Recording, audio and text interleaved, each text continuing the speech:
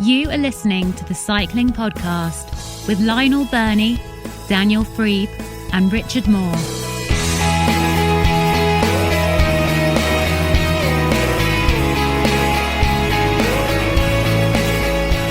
Hello, my name's Richard Moore. I'm with Lionel, Birnie. Hello, Richard. And we're joined by Daniele Friebe.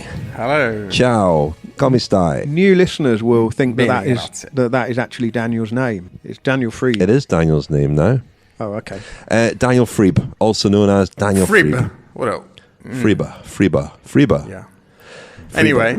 The season's off, chaps. We're up and running. There's been some racing. Charity Shield's over, Napalm. The pre-season friendly. Well, or have you redeemed yourself? Because we had a whole succession. We had I think 2 or 3 consecutive years where you poo-pooed the Tour Down Under, and you were upbraided about it, rightfully so. I've been bullied into changing my opinion. Watching the Tour Down Under, I've been struck by how much drinking Lotto Soudal will have been doing. Already this season, toasting their win. A lot of boozing. The most heavily drinking, heavily alcohol dependent team of the year so far, because they're allowed alcohol only when they have a win, and they've had a few. They have. What a motivator that was, wasn't it? Absolutely. Four wins so far for Lotto Soudal, if you count the Schwalbe Classic, the sort of curtain raiser, the pre-season friendly for the pre-season friendly. Be able to cycle in a straight line after all that. Well, shall we sort of run through a bit of the news? We'll talk in more detail about the Tour Down Under in part 1 of the podcast, I think. But I think we can all agree that the big stories from Adelaide are that Richie Porte's streak on Willunga Hill has come to an end after 6 years. He did, however, have the Strava KOM. He went up it pretty quick. He did go up it quite quickly, and he sealed the overall victory. The other huge story is Rowan Dennis's Chris Froome impersonation. I'm not sure if you saw that on social media. It was uncanny. It was fantastic. He's clearly an expert at studying body language. Prior to the men's Tour Down Under, of course, there was the women's race where there were stage wins for Chloe Hosking and Amanda Spratt. And Ruth Winder, the Keithley-born American, won stage 3, which set up overall victory for the Trek Segafredo rider. They're also often cycling, really, Richard, we should say. They're often cycling in Argentina at the Vuelta a San Juan. 2 stages so far. Victories for Rudy Barbier of Israel Startup Nation, and then Fernando Gaviria of UAE Team Emirates. A couple of big crashes there already. On day 1, apparently caused by a spectator, and on day 2, caused by a dog. So the rider's having to run the gauntlet somewhat there. Daniel, this might be something that's caught your ears. The Italian team run by Luca Scinto, Vini Zabu MTK, are banning power meters in races. Yeah, it doesn't shock me, this one. Luca Scinto, he is a pretty sort of dyed-in-the-wool former Italian pro, has always sort of made this point about power meters. He's very much against them. I remember, so Luca Scinto rode for Mappe until around about 2000, and then he qualified as a director sportif.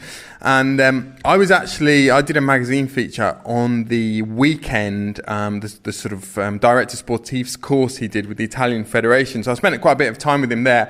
And his methods were pretty sort of pretty unconventional even then, and particularly his approach to sort of modern technology was pretty interesting. I remember him telling me about one rider in his team who was on the phone to his dad too much on his mobile phone, because he was already a DS of an amateur team back then, and Scinto had snatched the mobile phone out of this poor lad's hand and thrown it in a wheat field, the kind of wheat was sort of shoulder high, and this poor kid had never found his mobile phone again. And then I remember him also telling me about, in his day, how it worked with sort of coaches and prescribed training sessions. And he said that Aldo Sassi, the late coach of Mappe, used to phone him up and ask him what he'd been doing in training, and that was how they used to log the training back then. And Scinto would just keep a printed sheet next to the telephone of what he should be doing, and he'd literally, every time the phone rang and it was Sassi on the other end, he'd just pick up the sheet and he'd just recite exactly what Sassi wanted to hear, when actually he'd just been out with Max Sciandri, having gelato. Very, very good friends, aren't they, Luca Scinto and Max Sciandri? Yeah, there was a sort of classic, a real clique of Tuscan pros, Michele Bartoli, Paolo Fornaciari, who now has an ice cream parlour, funnily enough, a gelateria, and Rolf Sørensen as well, used to live in that neck of the woods in Tuscany, sort of between Florence and Pistoia and Scinto, and they used to train together every day. That was when sort of Tuscany ruled the world as far as professional cycling was concerned. So what's behind this ban on power meters in races? The riders will still be able to use them in training? Yeah. Well, they'll find them in wheat fields.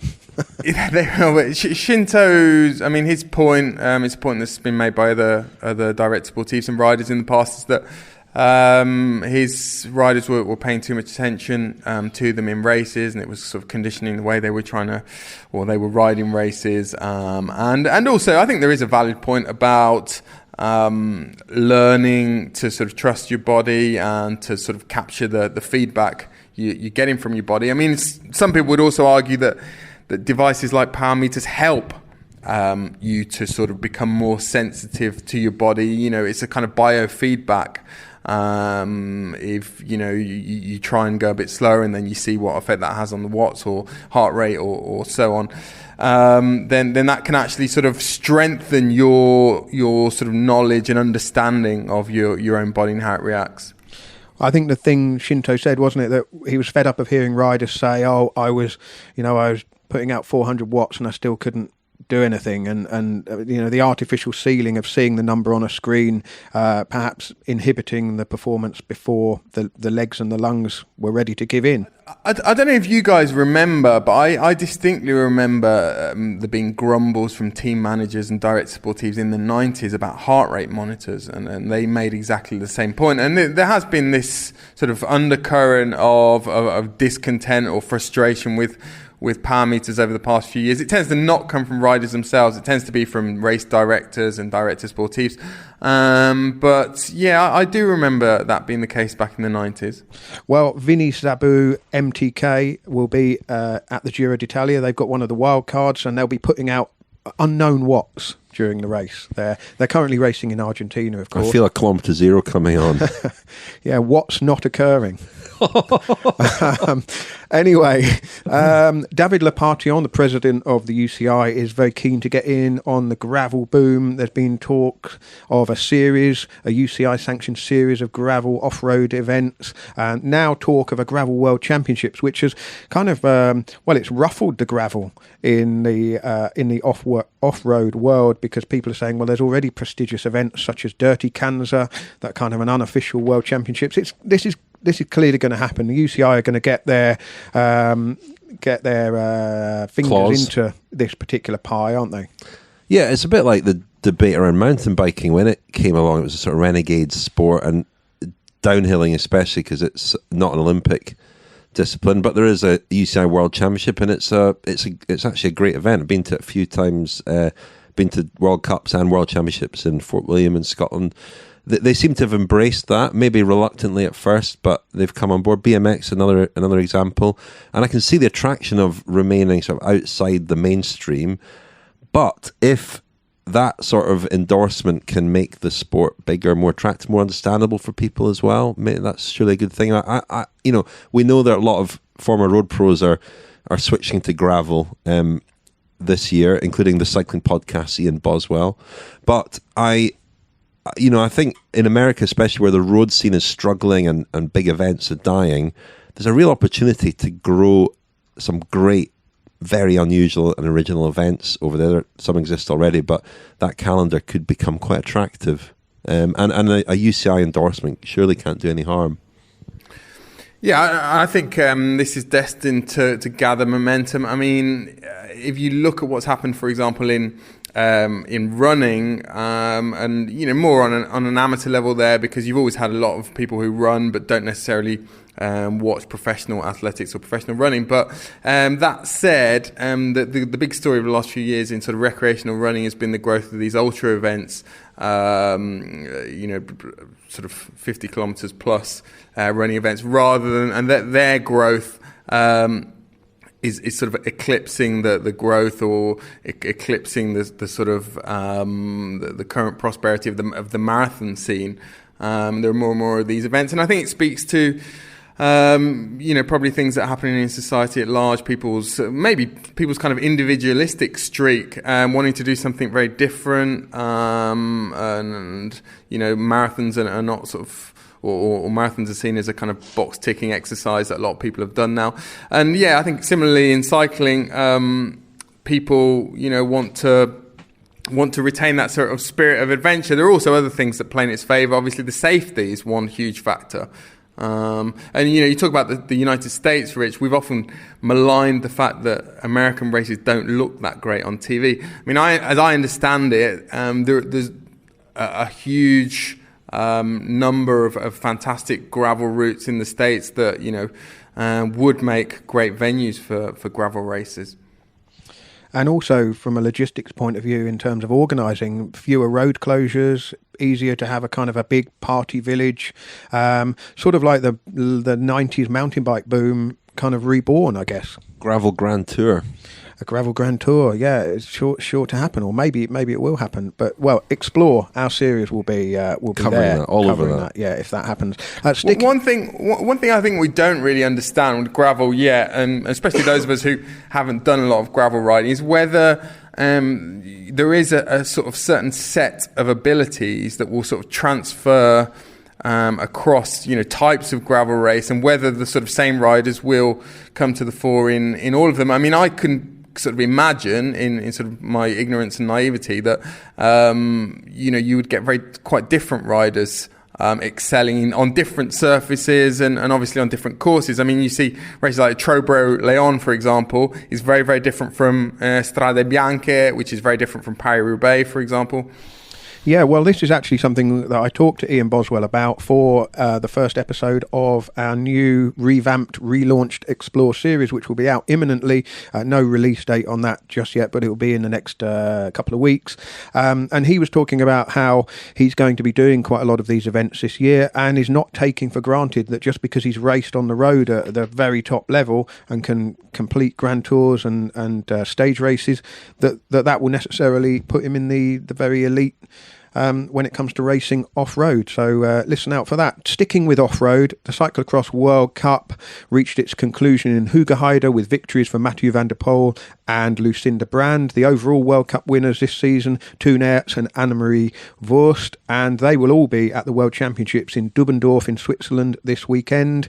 A couple of cancellations for different reasons. The Tour of Oman has been cancelled. ASO run event, of course, part of the Middle Eastern swing, and that's been cancelled because of the death of the country's ruler, Sultan Qaboos bin Said. There's a 40-day period of mourning in Oman, so the race is off. And in China, the Tour of Hainan has been cancelled because of the coronavirus, which is spreading in China. Finally, if you want to go on a cycling holiday in Mallorca with Lance Armstrong and George Hincapie, it will set you back $30,000, and there are only 12 places. Daniel, well, nine now. 9. Oh, goodness me. No, I don't think no. I'll go on my own cycling holiday. Yeah, thanks to friends of the podcast. Oh, goodness. The Cycling Podcast is supported by Science in Sport. Science in Sport. Fueled by science. Thank you very much to Science and Sport for their support of the Cycling Podcast. And if you want 25% off all your Science and Sport products, go to scienceandsport.com and enter the code SISCP25 at the checkout. One or two of you had problems with the code last week, but it has been sorted now. There was a little hiccup, but it has been sorted. It's fully functioning. So for 25% off, SISCP25. Tour Down Under? Are we returning down under? Indeed. Well, the World Tour season is underway, and although Richie Port's streak on Willunga Hill, which extended to 6 years, was broken by the British rider Matt Holmes of Lotto Soudal, Port did win the race overall. As you said, Richard, lots of cause for Lotto Soudal to celebrate over the course of the week. They basically banned alcohol for all riders and staff during races and training camps, apart from on the occasion of a rider's birthday or a race win. And, well, Caleb Ewan won 2 sprint finishes and Matt Holmes won the final stage on Willunga Hill. The other stages were won by Port. Giacomo Nizzolo of NTT. Worth a mention, I would have thought. A mention after I completely wrote off Bjarne Riis. Well, but there's a team, formerly Dimension Data, who didn't have many wins, certainly not in January. And I don't know if it's Bjarne Riis' Midas touch. He's down there. He was down there in Australia with the team. But that will be a huge relief to them. I thought, them and Israel Startup Nation in San Juan as well, probably quite important wins for those two teams. Yep. And, well, another important win and kicking it all off in the Tour Down Under was Sam Bennett getting his first victory for De Koning Quickstep. So Richie Porte won overall ahead of Diego Ulissi, Simon Geschke, Rowan Dennis and Dylan Van Baarle, who round out the top 5. And, yeah, well, we're off and rolling. Matt Holmes' win was pretty extraordinary. He was in the breakaway that Richie Porte bridged up to. He went very quickly up Willunga Hill. He's obviously in great form, and he was second on the stage. Matt Holmes, surprise winner. Guy's raced domestically in the UK, and his agent Gary McQuaid made a comment, didn't he, about how difficult it'd been to try and interest even Pro Conti teams in him. Yeah, a couple of years searching for a team for Matt Holmes. He spent the last 5 years with Madison Genesis, before that with Team Rally. 26 years old, so he's not a traditional neo-pro coming in at sort of 22, 23. Just 26. Just really, 26, so, yeah. Sure, but you know, no, it's old to make your debut in the World Tour, isn't it? It is, and, well, Lotto Soudal have kind of, they seem to be taking a couple of British riders at a time at the moment. They've also signed John Dibben this season, given Dibben a sort of second bite of the cherry. Second dibs.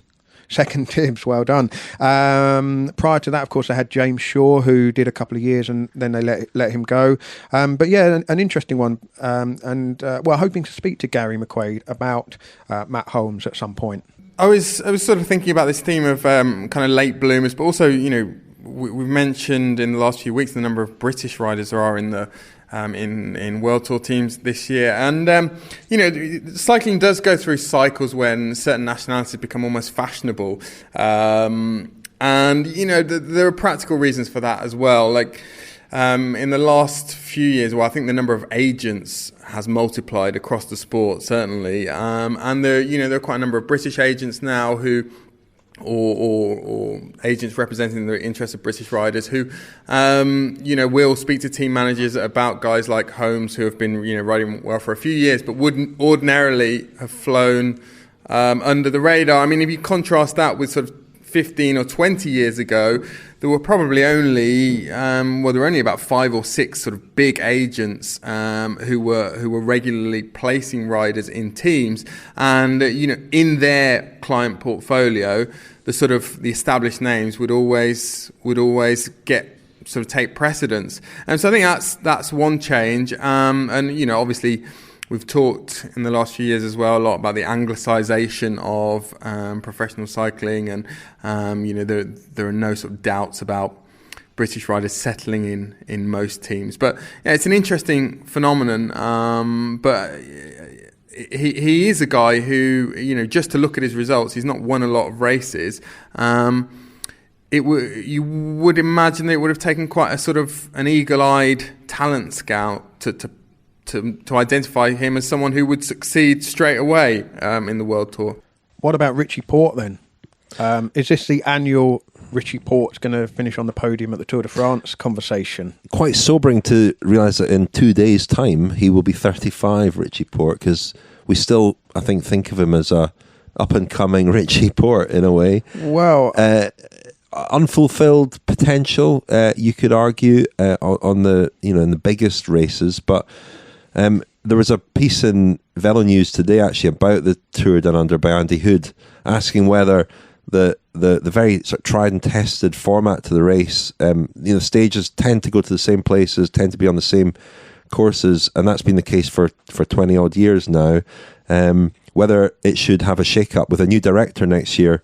Stuart O'Grady is taking over, and a dissenting voice in that debate was Richie Porte, who said it should remain exactly as it is, which is not much of a surprise really, because it certainly suits him. I'm sure that he doesn't set out to make the Tour Down Under his kind of calling card each year. For him, it will be a stepping stone to bigger targets. It's not the Tour Down Under's fault or his form there. That I don't think that's the reason why he hasn't really delivered in the Grand Tours recently. But he is getting older now. He will tail off at some point. He is in great form now in January, but I don't think that has any bearing necessarily on what will come later in the summer. No, I mean, looking at Trek Segafredo, as you say, Port's 35 in a couple of days' time. Vincenzo Nibali is already 35. Their big signing, and Bauke Mollema, the young man of the three, is 33. I mean, it's all a bit last of the summer wine in the Grand Tour stakes at Trek Segafredo, isn't it? But I think Richie Porte, we've said this many times, that he has been a victim of partly nationality. In being Australian, he's been the big hope for Australia when it comes to the Tour de France, and perhaps that has been an unrealistic expectation. He's been a world-class week-long stage racer. He's won Paris-Nice a couple of times. He's won, what else has he won? He's won the Tour of Romandy, Tour de Suisse, so Volta a Catalunya as well over the course of his career. I mean, that's an impressive record. It's just that the expectation is that the riders of his type should automatically be able to make that next step up to a sort of Tour de France podium, and I think it's just too big a leap for him.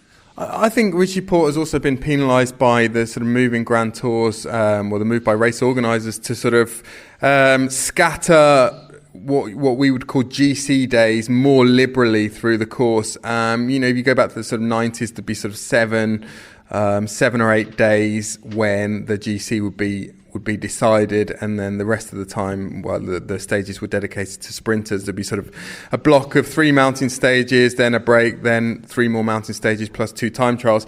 And I think Richie Porte probably would have thrived in that environment. I think he has a bit of an issue in the same way that maybe Thibaut Pinot does, with just producing his best on more than a handful of days, because on those days when he does produce his best, he's up there with the best riders in the world, probably in the top 3 or 4 climbers in the world. In the mountains, he's won even long-ish flat time trials. But I wonder what kind of circumstances, he could still win a Grand Tour. I kind of think that, if he went into a Grand Tour with all guns blazing, and it was a very sort of front-loaded Grand Tour with a lot of big stages early on, and he got the jersey and he was in a good position, and he's a rider who I think thrives on confidence and momentum. And if a team really rallied around him then, and he was in a great position after 10 days, I could see him possibly pulling it off in those circumstances. I mean, it's a long shot at this point, but he's also, he's the victim really of, I suppose, unfair expectations, or expectations that have come from outside and not, I don't think, necessarily from him.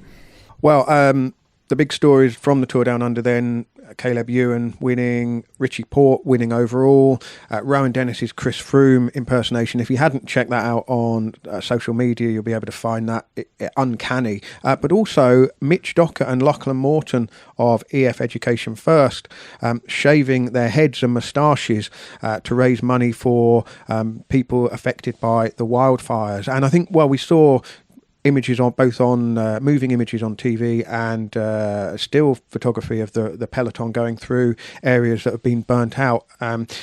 Mitch, I spoke to Mitch this morning because we are launching the first episode of his Life in the Peloton series on our feed imminently. Should be online as you listen to this now. A first interview with Jimmy Whelan, and Mitch said it was obvious that the smoke was in the air. It was hanging pretty thick on occasions, but the area around Adelaide not being affected as badly as over in Melbourne, where the Sun Tour is due to take place in a couple of weeks' time. But yeah, Mitch and Lachlan Morton Mitch is unrecognisable without the mullet and the moustache. I mean, it's quite unsettling. He looks like a different person. He does. But yeah, tune in to our new series. Mitch's Life in the Peloton kicks off with an interview with Jimmy Whelan. Chute à l'arrière du peloton, cycling podcast team car at the back of the pack, please. That's Seb Piquet, the voice of Radio Tour at the Tour de France, to remind us to tell you that this episode is sponsored by Laka, bicycle insurance powered by you, a community of cyclists all sharing the cost of the premiums and ensuring that in the event that you need to claim on your insurance, you get your claim settled quickly and fairly. And well, don't just take our word from it. Let's hear from a rider, a founder member of the 6 a.m. cycling club, so called because they get up at 6 o'clock in the morning to go riding. They have around 30 members, most, if not all of whom, are Laka customers. Hi, my name's Leslie. I've been a Laka customer since summer of last year. The cyclists that are in the club that I set up with a friend about 4 years ago are all with Laka.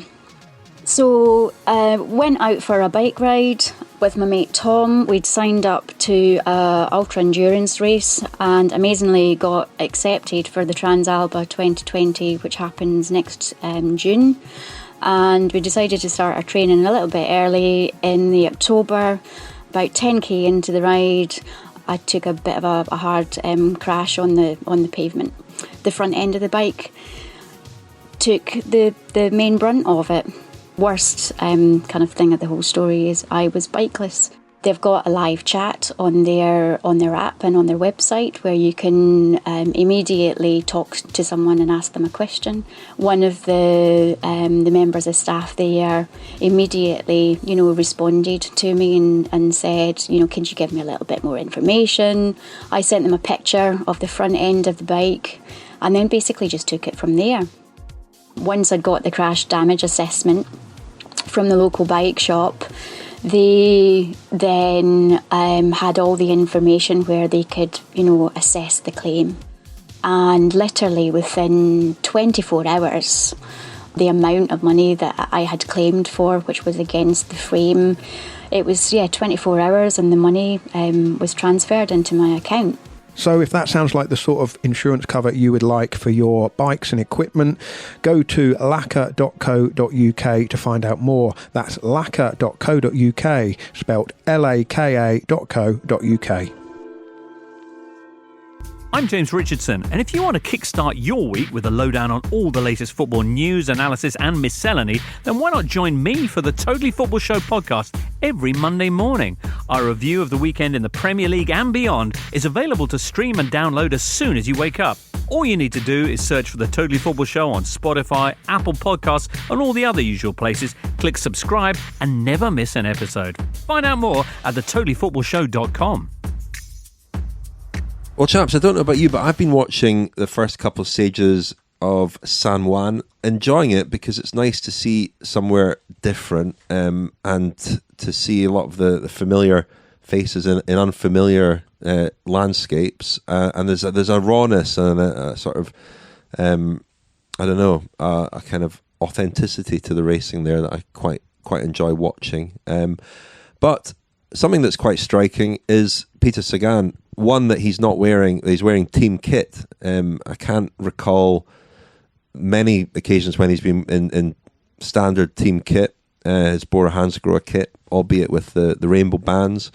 But also he turned 30 a few days ago. And it's always quite a moment when a rider, especially a rider who we remember as this prodigy as a young man. In fact, at the 2010 Tour Down Under, 10 years ago, was when he first came to our attention.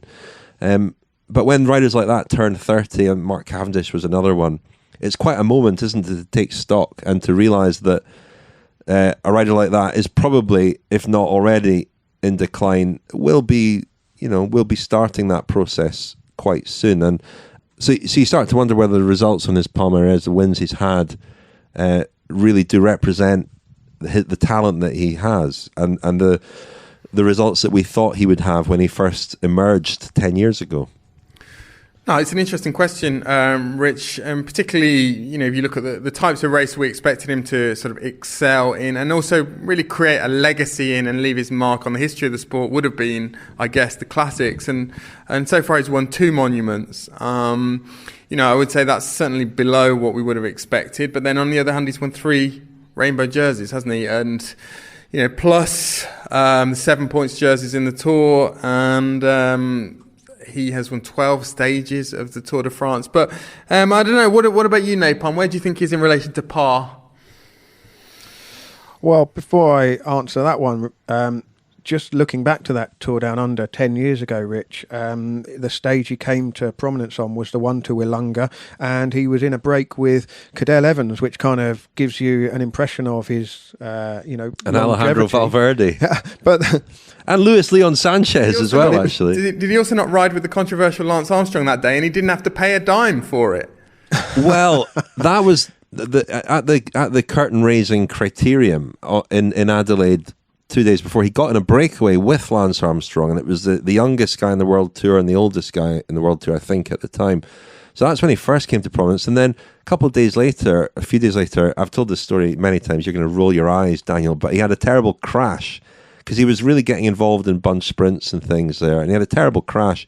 And I'd arranged to interview him that evening, and I assumed the interview would be off, but lo and behold, his DS was waiting in the lobby for me and took me up to his room, where he lay on his bed, swathed in bandages, and wanted to go ahead with the interview, even though he could barely speak English, and was more interested in watching the replay of the crash on television when the race came on, and taking kind of great delight in it. I knew he'd go far. Well, as you kind of, you mentioned the other riders that were in that first break. Cadel Evans, of course, long retired. Luis Leon Sanchez and Alejandro Valverde still racing. Sanchez is still 36. Improving, still getting better. Valverde will be 40 in April. The other rider in that break was Luke Roberts, who's now a sports director at Sunweb. So that kind of gives you an idea. Sagan was just a teenager, celebrated his 20th birthday that week. But to answer your question, Daniel, I kind of compare to Sean Kelly in a way, and I think when there was some parallels in that, Sean Kelly probably should have won more Tour stages than he did. He should have won the Tour of Flanders, but the opportunity sort of slipped out of his back pocket once or twice. He did win, of course, Liège-Bastogne-Liège a couple of times. He did win the Vuelta. I can't see Peter Sagan winning even a Vuelta. He's not going to win the Vuelta, is he? Don't know why I'm even breaking news. Breaking news. But I don't think Sagan's going to win a Liège-Bastogne-Liège. Although now with the course changed, it's more likely than it was a couple of years ago. I think you have to look at the record of green jerseys, the rainbow jerseys, the 2 monuments he does have, and conclude that it's he's probably on about par, isn't he?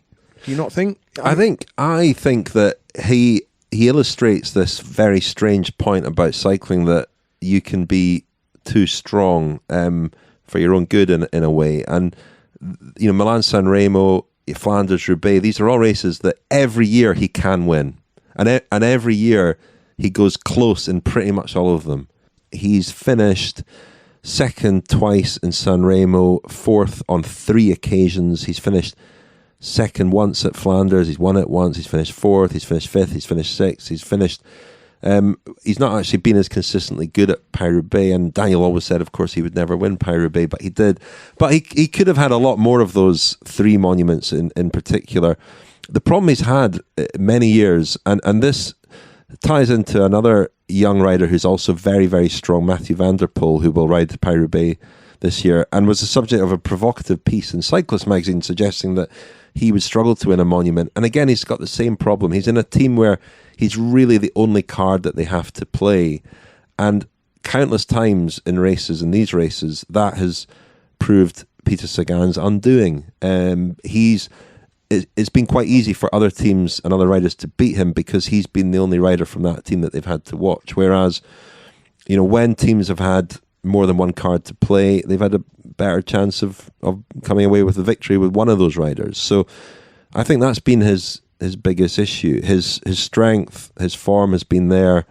He just hasn't been able to convert that into wins other than on these 2 occasions at Flanders and Roubaix. You make a really good point about the team, Rich, and his personality has been sort of so transcendent and so sort of dominant in the teams that he's been in, and I think also out of personal choice he's wanted to be the sole leader, but I think that has penalised him in terms of the monuments he hasn't won.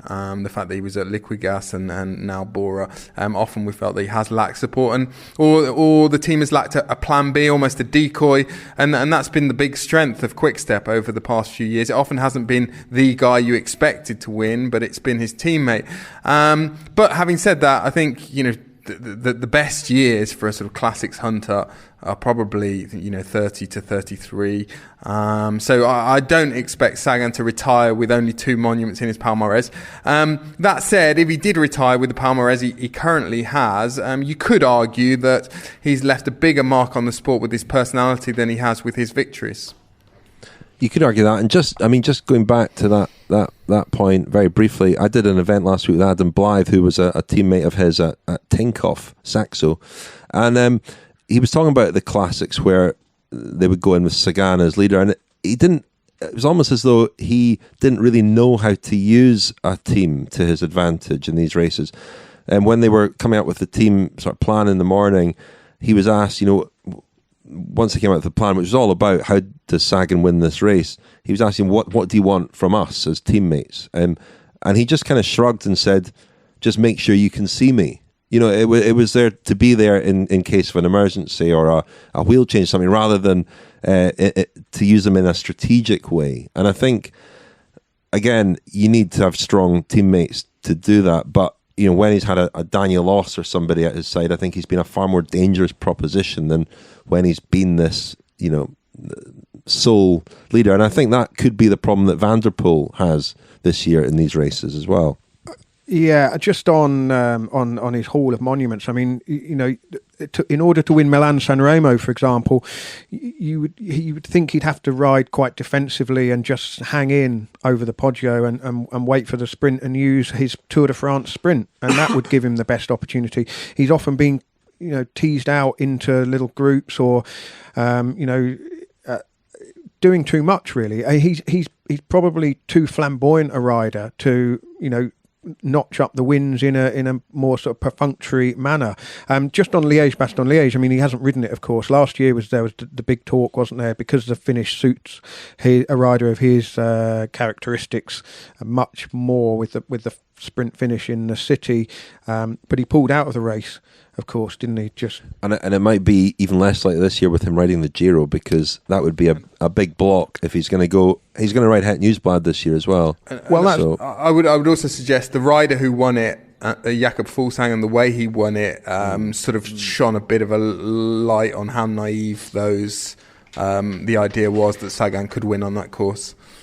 Yeah, I mean, those final couple of climbs are significant. And they were absolutely battered when they were coming over the top of it, as anyone who listened to the Lionel of the Ardennes would have heard last spring. And lastly, of course, Sagan has not had the luxury that, say, Tom Boonen had in the sort of second half of his career. Once he basically said, "I'm not doing the Tour de France anymore." Sagan is required to do the Grand Tours as well, and so he's not able to just kind of have a hot week or a hot fortnight in March, April. He's not finished again. Of course, he's not finished. And ironically, I think his best chance of winning Sanremo will come in the twilight of his career.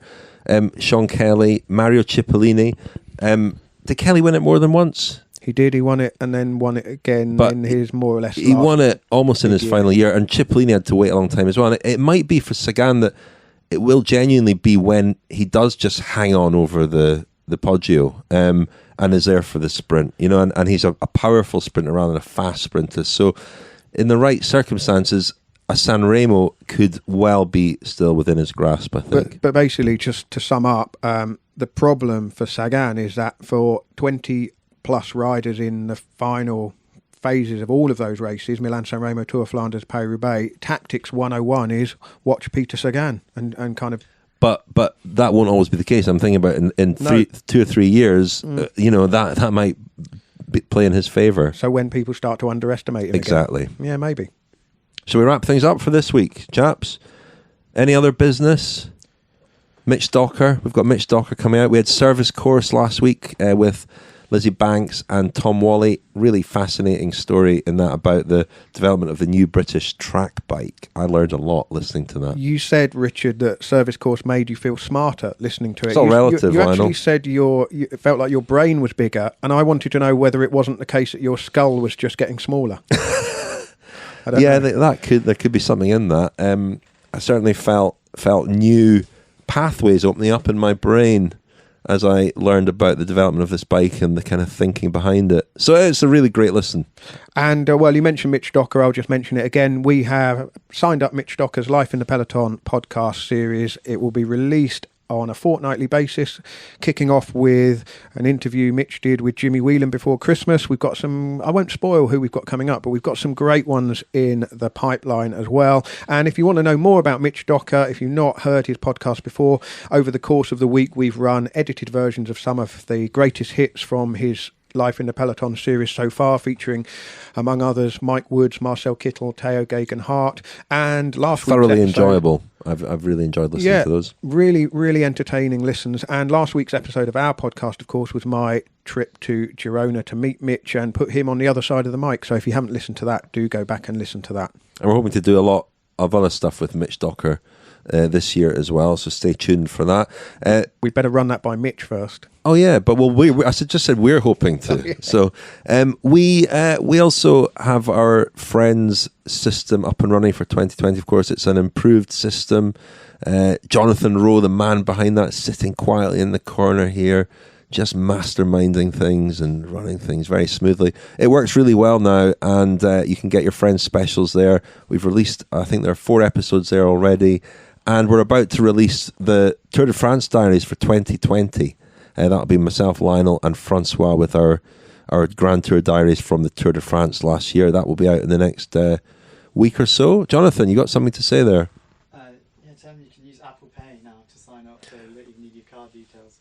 You can also sign up using Apple Pay now, so you don't even need your card details. You can also get it as a gift, can't you? So give the gift of friendship of the Cycling Podcast to somebody.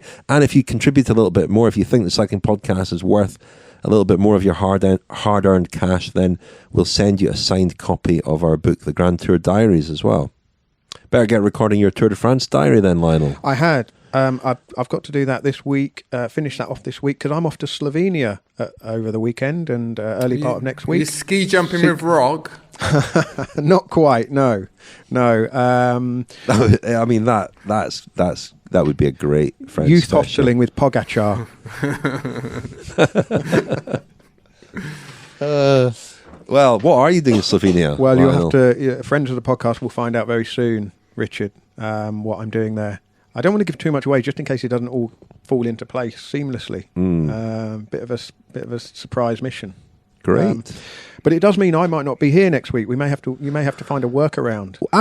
We've got a plan B actually, Daniel. Have we? I'll talk to you about that in a moment. I think it could be quite interesting. But we can manage without you. Sounds Lionel. ominous. Replace me with a bin liner of offal. A tub of lard. Oh.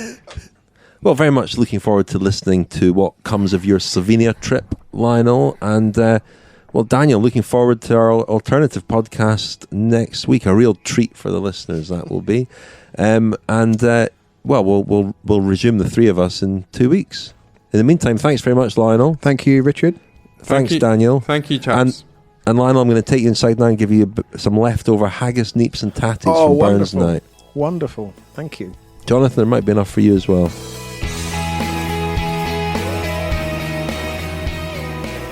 You've been listening to The Cycling Podcast. Subscribe to our newsletter at thecyclingpodcast.com to get all the latest news and special offers delivered straight to your inbox. This episode was edited and produced by Tom Whalley.